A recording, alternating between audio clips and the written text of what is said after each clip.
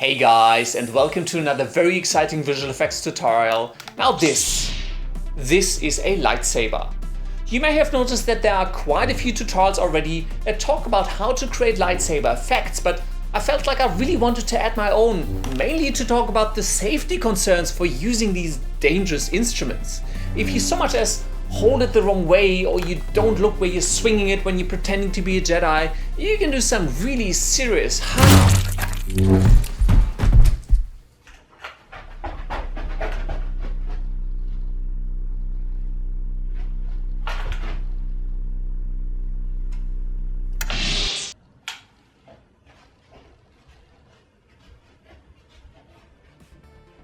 As I said, there are plenty of lightsaber tutorials out there already, but I felt like I couldn't really call myself a YouTube visual effects channel and not have one of my own. For this tutorial we are going to be using the free Ignite Express 2017 plugins pack, which has been released just a little while ago, and we are going to be creating the effect inside of Adobe After Effects. I'm also going to show you a nifty little expression to easily deal with the rotation of the lightsaber and placing the hilt and the tip. And I will show you how to make the lightsaber disappear behind people as they go Jedi berserk. This is going to be an intermediate tutorial, and I will assume that you are pretty comfortable using Adobe After Effects and that you have at least used some basic expressions before. But now, before there's any more risk of being mowed down by the maniac living in my house, let's jump right into the tutorial.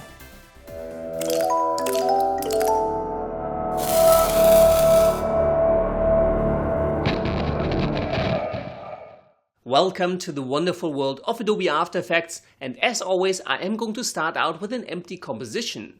The file we will be using for this tutorial is called walterthejedi.mp4, and you guessed it, if you want to follow along you will find a download link to this clip in the description of the video. Let's start out by dragging this clip onto the new composition icon, and let's check this out. And it's nothing unusual, it's just Walter once again pretending to be a Jedi. For this tutorial we are actually going to motion track the lightsaber handle that he is swinging about, and we're going to attach a lightsaber blade onto the end of it.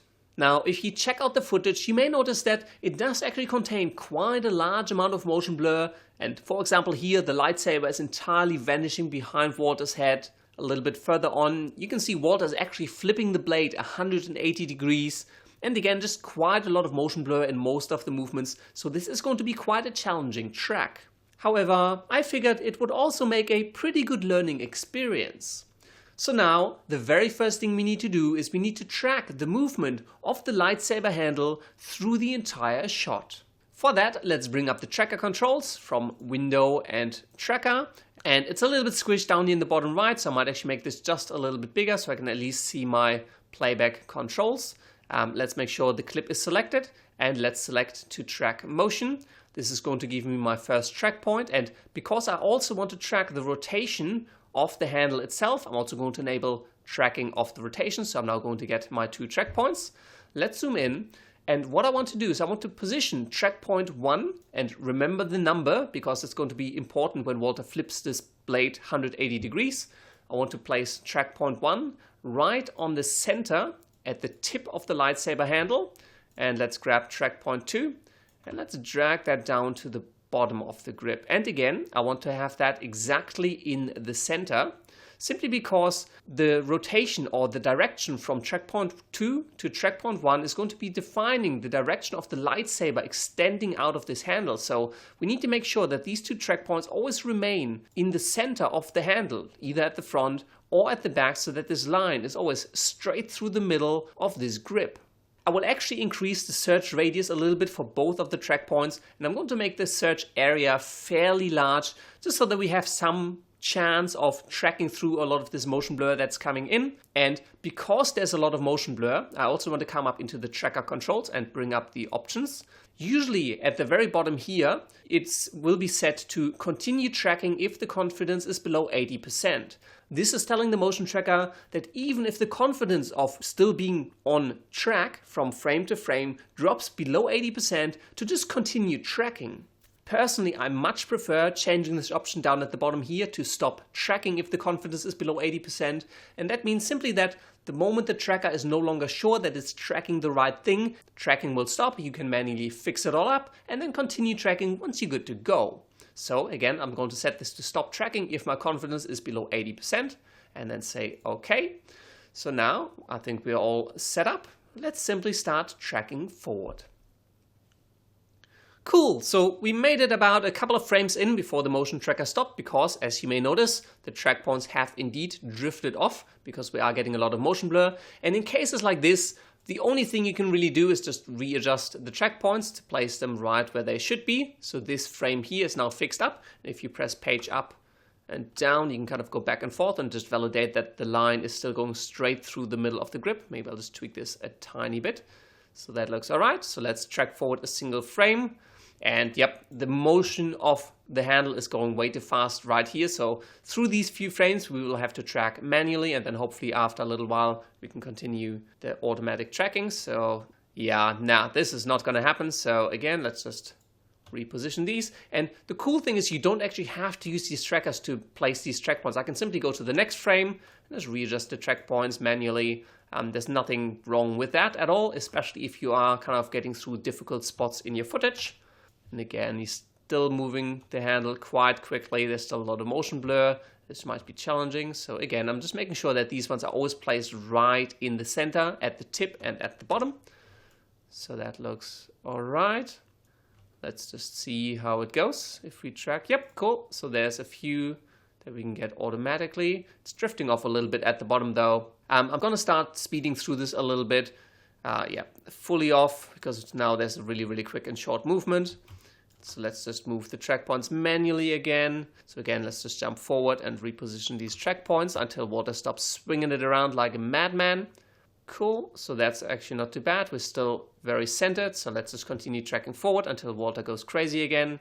Oh, there.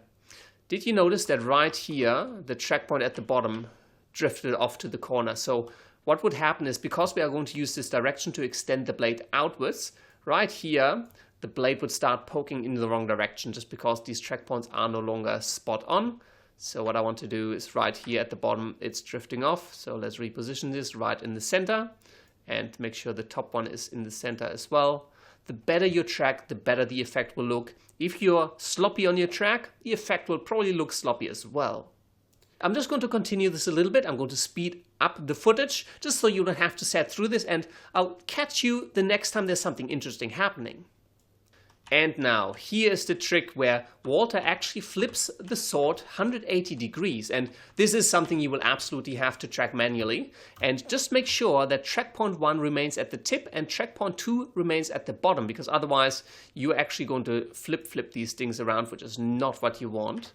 So right here, I want to make sure that track point 1 is at the tip and my track point 2 is at the bottom, assuming that that's exactly how you started out as well. Also, note that here I accidentally moved the track point, but I left a little central marker behind. If that happens, make sure you place this little white cross back in the exact center of the respective track point. And right here as well, the position marker is not properly attached to the track point, so I'm going to place that back right in the center.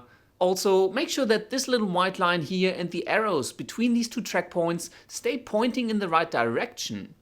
So now that looks alright. Let's try to track a single frame forward. Cool. Let's track automatically again. And yeah, here the grip is not fully visible again. And another flip. And again, I'm going to make sure that track point 1 is at the tip and track point 2 ends up at the bottom. And I think the rest of it is actually going to be pretty blurry. Yeah, you can see Walter is now swinging it around really quickly, so I think all of this is going to be pretty manually tracked. And towards the end, probably about here, we can do the automatic track again. So let's just get through this. So that's where we were up to. Let's zoom back in. And right here, you won't actually be able to drag the track points out to where they really need to be because you can't actually drag them off the screen. So what I'm going to do for these few frames, we will have to fix that up once we've actually applied our data to a null object. So I'm just going to kind of step through these because we can't do anything about them right now during tracking. It's just that the moment the sword comes back up right here, again, I want to make sure that I'm placing track point 1, track point 2 as best as I can, and we will have to fix this up later on. And right here in the blurry frames, I'm just going to assume that I know where the end of the handle is. So it's probably going to be coming out this direction because Walter's kind of swinging it around that way. So again, this is a little bit of guesswork, but because the movement is so fast, it's only a couple of frames, I think people will probably not notice that this is not 100% spot on. So right here, it just vanishes behind his head, so you may just have to guesstimate where you'd expect the lightsaber to be. I'd imagine the grip would probably be coming down a little bit. And now we can see the lightsaber again. And finally, we're getting to an area again where the motion blur isn't quite as heavy, so I'm going to try to track a frame. Yep, that's actually not too bad. So let's just track that forward. And we are done. So let's zoom out just a little bit more. Let me make this a little bit bigger. And let's just scrub through and just make sure that, again, track point 1 should always be at the front. Track point 2 always at the back. We kind of just make sure that this follows along. Well, except for this little section here, it follows along as best as it can. Now the flip happens. Again, track point 1 at the front. It flips it around. And I think that actually looks pretty good. Next, let's apply the tracking data to a null object so that we can actually start using it. For that, I'm going to make my timeline just a little bigger. And let's create a new null object. I'm going to call this one Lightsaber Hilt. And let me again make this panel just a bit bigger so we can actually see the apply button in our tracker panel. And let's click on Edit Target. Make sure the Lightsaber Hilt null object is selected. Hit OK. And let's hit Apply. Yep, X and Y is OK. And hit OK. So now you should have a null object tracked to the front of the grip for the lightsaber. And if you scrub through, that should follow along really nicely with Walter's movements, even through the rotation, so it flips around. And even when he's swinging it about, and this is, remember, this is where we couldn't track properly, so we will have to fix up a few frames manually here. So what I'm going to do is I'm going to come in, and that frame actually looks all right. Move forward a frame. That one looks pretty off, so let's just move this down. So we kind of have this follow along, and again, that actually looks pretty off, so I'm going to drag this down, because this is kind of where I'd expect the lightsaber to be, probably down here somewhere. And here, I would actually say that the tip and the back are already flipped around. So I would actually imagine the handle to be somewhere here to here. So I'm kind of just flipping this null object around. Again, let's just rotate this around, because I'd imagine the lightsaber be about here somewhere. And then the rest should actually be all right.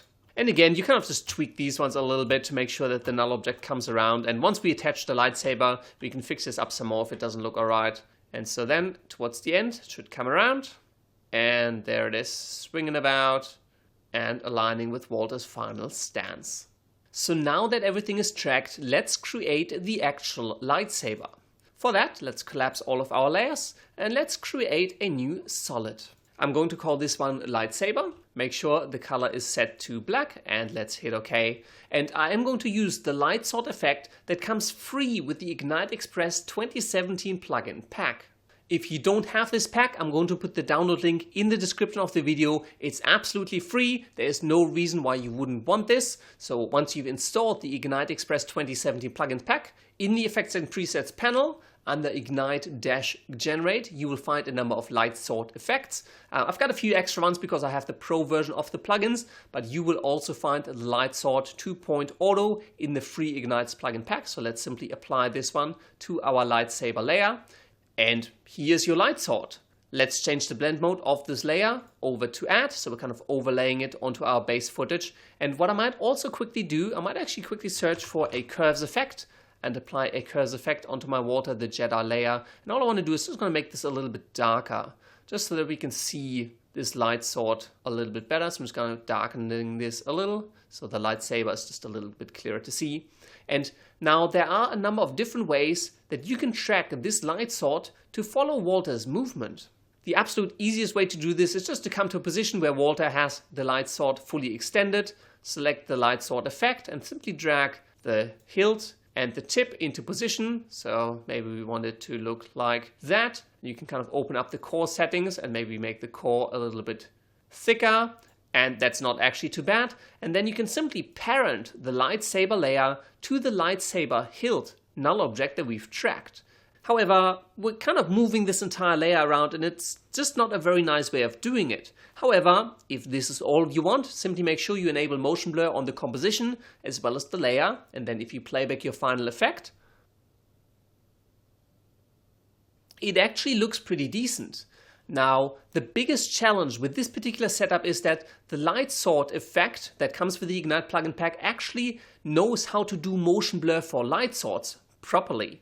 But because we're essentially moving this entire layer to the light sort effect, this is just a static position. The position for the hilt and the tip, which you can see in this effect, never actually changed, so the light sort itself has no motion blur. The motion blur that you're seeing on this light sort is really just calculated of the movement of the layer that we've parented to the null object we've tracked.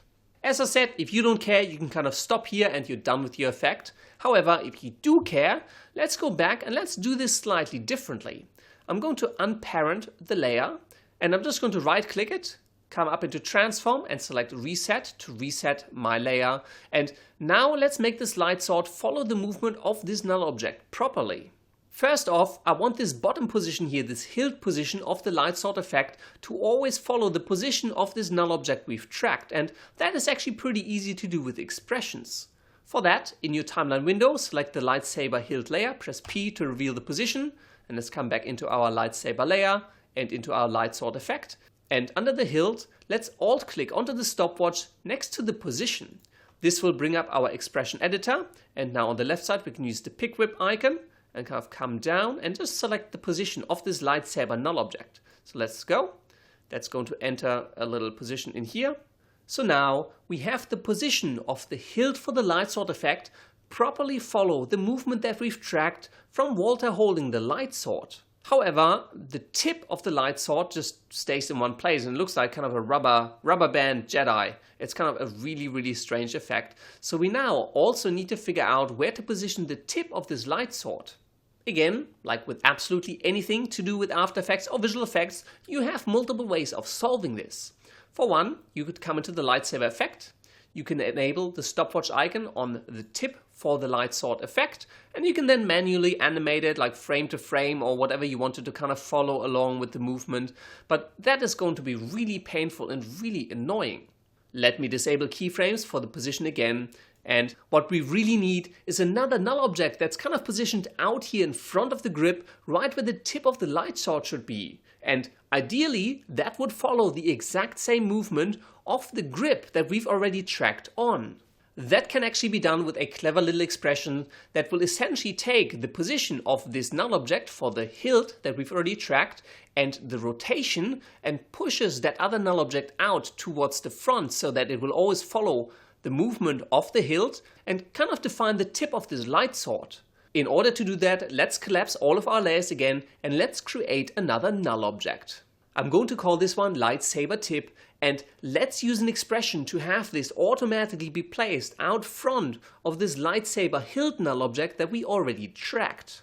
For that, let's select the lightsaber hilt null object, press P to reveal the position, Shift and R to also reveal the rotation, and on the lightsaber tip object, let's reveal the position, and let's alt-click onto this little stopwatch icon to add an expression.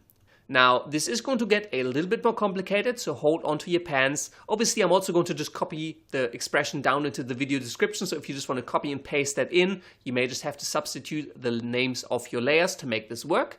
So let's clear out everything that's in here. Let me bring up this panel a little bit. And because that was super smart and I closed the expression editor, let's again just alt-click onto the stopwatch icon, make this just a little bit bigger actually, and let's clear this out. So now what we want is we want to get the rotation of the lightsaber hilt null object and identify a position that's kind of projected outwards, forwards from that null object. In order to do that, let's first get the rotation. So I'm going to type var rot or rotation or whatever you want to call it, it's just a name of a variable, equals to, and let's take the pick whip icon and select the rotation of the lightsaber hilt null object to insert that into our expression, semicolon. But one of the things that's going to happen is that this rotation here, as you can see, is 122.7 degrees. It's in degrees. We need to convert it to radians because otherwise we can't do the math properly. So what I'm going to do is I'm actually going to insert in here degrees to radians and round brackets around this whole expression that we've inserted. So we're now getting the rotation from this lightsaber hilt object in degrees and converting it to radians and then storing that value in our rotation variable. So that's just the rotation. Now we need to figure out the direction. And we need to get the direction from the null object forward, so like a vector going outwards. And in order to do that, we are going to use the sine and the cosine. So again, let's go var direction, which again is just a variable name. You can call that whatever you want, equals to, and open square brackets, because we need to define an array with two parts, an x and a y component, because it's a directional vector. It's like a two-dimensional array or a two-dimensional vector. And we're going to type Math.cos, open round brackets, rot, so our rotation value, the cosine of the rotation value, comma, Math.sin, sin, short for sine, and open round brackets, rot or rotation. So we're going to get the sine of the rotation, and those are the two components for our direction vector. And now we have a direction vector, we now need to apply it to the position of this null object. For that, let's make sure we're on a new line and use the pick whip icon to select the position of the lightsaber hilt null object. So we're going to start with that position, and then we're going to subtract the direction vector, and we can multiply that by an arbitrary number that will define the length of that vector, so how far we're pushing that sort out. So maybe let's go with something like 600 for now. Add a semicolon, and let's click outside of the expression editor. Cross your fingers that nothing will break. And there you go. That looks all right. Let's scrub through and just keep an eye on this tip null object here. And that is working nicely. Can you see how this null object is now following the tip of all of our movements? It's defining the tip of our sword relative to this position here of the hilt. So that's actually really, really cool. So that's just kind of automatically tracked on there, and we didn't have to do anything except track the hilt and make sure that the rotation is correct. So now what we can do, let's get the lightsaber layer. I'm actually going to drag that to the top of the composition because I just like to keep my null objects together. They're happier that way. And in the light sword effect, under the tip, let's alt click onto the position. And this one now, I want to pick whip the position of this lightsaber tip that we've tracked. So let's select the position of the lightsaber tip null object and let go. And let's again click outside of the expression editor. And now you see the tip snap to the second null object. And now if we scrub through this, you can see that this light sword automatically follows our movement correctly. And here's one of these things that you will not see when you're rotating just the layer. You can see some of these really nice lightsabery swing effects just due to the motion blur. This all gets calculated by the light sword effect from the Ignites plugin pack, and you will not see this nice lightsabery sweepy swipe effect if you're just parenting the layer to the null object. So this actually looks really cool. So here comes Walter swinging about, and I actually really like how that looks. Let's rewind our composition. Let's quickly hide the two null objects, and let's just play back what we have so far.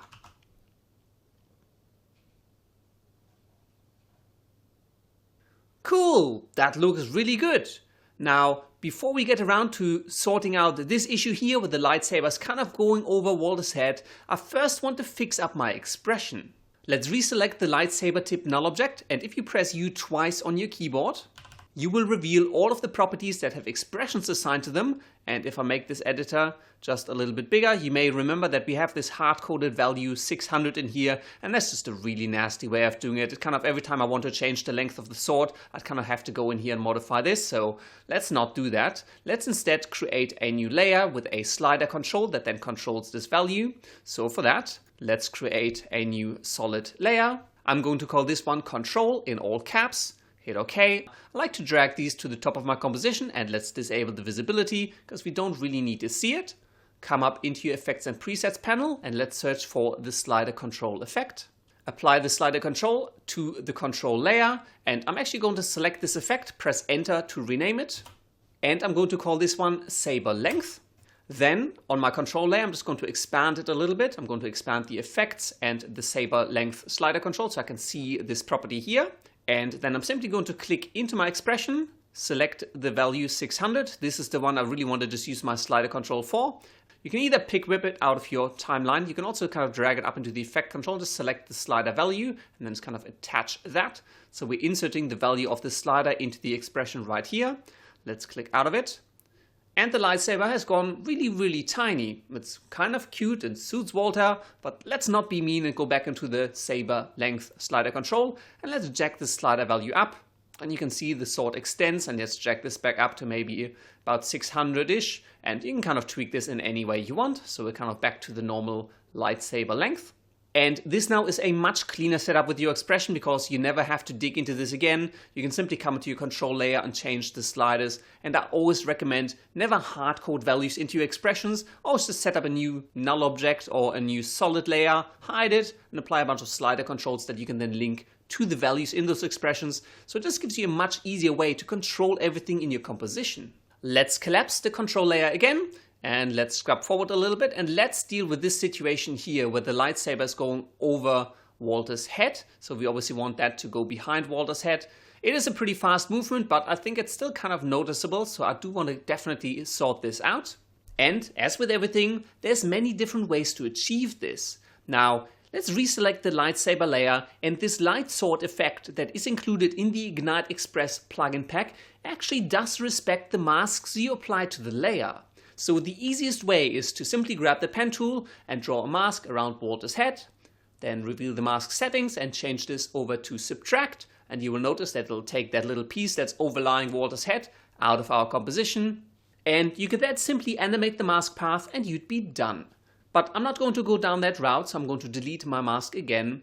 The other option you have is you could create a track matte, and that would work exactly the same way, so you can apply a track matte to Walter's head. But what I'm actually going to do, I'm going to take my Walter the Jedi base layer, duplicate it, and essentially cut out Walter's head so I can kind of put it on top of everything that sits below it. The reason I want to do that is because it then allows me to potentially add other elements behind Walter's head, because I've already got a rotoscope version of his head at the top of my composition. For that, let's select the Walter the Jedi layer, let's duplicate it, and let's drag this copy to the very top. I'm just going to drop it underneath my control layer. Let's disable the visibility for now, and I'm actually going to rename this to Walter Head. And because I only need this layer to be visible when the lightsaber is kind of overlaying Walter's head, I'm going to trim this down. I'm going to move forward a little bit to just about here. So that's kind of the only time I need this head overlay. And let's come to the beginning. Let's zoom in a little bit. Make sure you still have the Walter head layer selected, and let's grab the pen tool and draw a mask around Walter's head. Let's reveal the mask properties and enable keyframing for the mask path. Let's move forward and let's realign this mask. I might actually temporarily disable this lightsaber so I can see a bit more clearly where this mask path sits. And I don't have to be too terribly precise. Obviously, feel free to spend some more time on this. Maybe we'll do this frame as well, just so we have those 3 frames. Cool. Now let's re-enable the lightsaber. Let's re-enable the visibility on Walter's head. And now if you go back, you can see that Walter's head is kind of overlaying this lightsaber. Obviously, it's really, really hard on the edge. So let's expand the mask properties and add a bit of feathering to it. And I'm going to disable the mask path visibility just for a second so I can see this a bit clearer. And maybe I'll just bring this in just a tad. So there you go. So now Walter is essentially swinging this lightsaber behind his head. And let's zoom back out, rewind our composition, and let's play this back.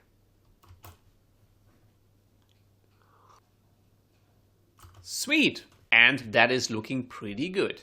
Now I'm going to collapse my Walter head layer again, and let's reselect the lightsaber layer. And one of the cool things with this light sort effect is that you do actually have a lot of control over the color, the stability, and the look and feel of this light sort. So you can adjust the very core, the inner glow, the outer glow, and you can change all of the colors. You can kind of shift it around, you can distort it, and do all sorts of cool things with this effect, but I'm not going to go into too much detail here.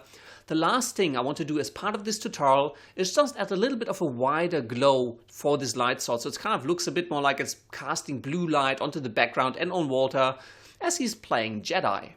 For that, I'm actually going to select the lightsaber layer and duplicate it. And obviously that's going to make the light sword glow quite strongly. But now to this lightsaber effect, I'm going to apply a fast blur effect, and if you have an older version of After Effects, you can just use the fast blur. Personally, I like to use the fast box blur, which is new in I think CC 2017, and it is GPU accelerated, so it just works a whole lot faster. So let's apply that to the top lightsaber layer, and maybe let's call this one Lightsaber Glow.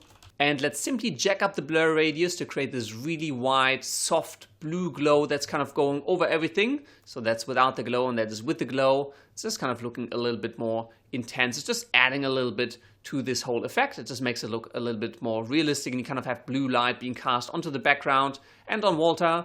If you want this glow to be a little bit more intense, you can either duplicate your lightsaber glow layer, or you can actually just come into the light sword effect on your glow layer, expand the core, and then just jack up this width for the core. So you're essentially just adding more color and more source for this glow effect. So if you jack this up quite a bit to maybe 2,000–3,000, you're actually getting quite an intense glow now. Oh, I haven't overdone this. I have totally overdone this, I think. Right here, it's going a little bit too bright. So let's just lower this back down again to maybe 1,000%. Even that is actually quite a lot, because without this fast box blur, it's actually a really thick lightsaber, and we're just kind of blurring this out to create this wider glow. But actually this is actually not too bad. That looks pretty intense already. So finally, let's rewind our composition and collapse all of our layers, and let's play back our final Walter the Jedi effect.